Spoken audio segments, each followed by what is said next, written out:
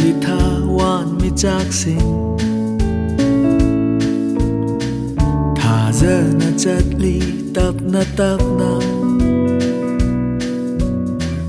lay chil na khan jili marak ta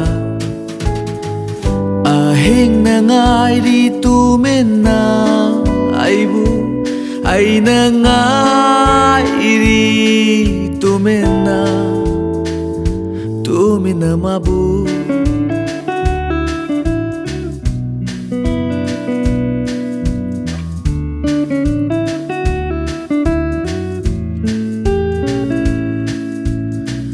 yeng lam bayai tha jana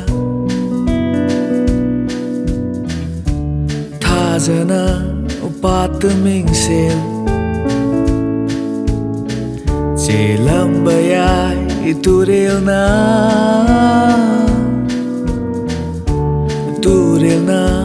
tumen ahing na ngai di tumen na ai na ngai di tumen na mabu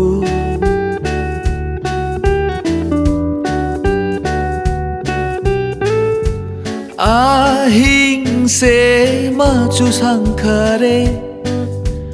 upal wa pal da thabal na tum lam bayai ching sang pareng na malang na hum li lo na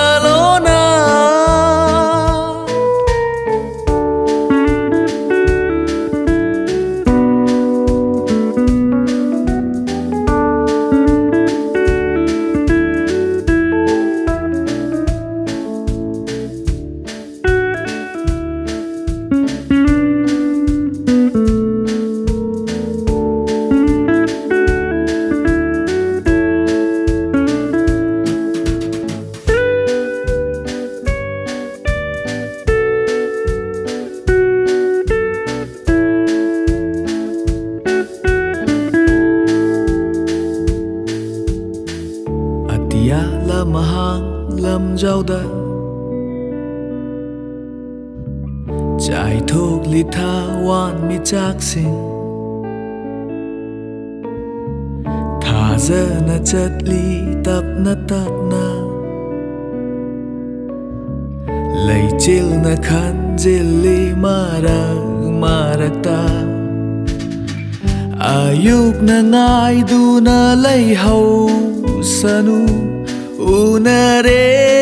pothare maga ahinga aina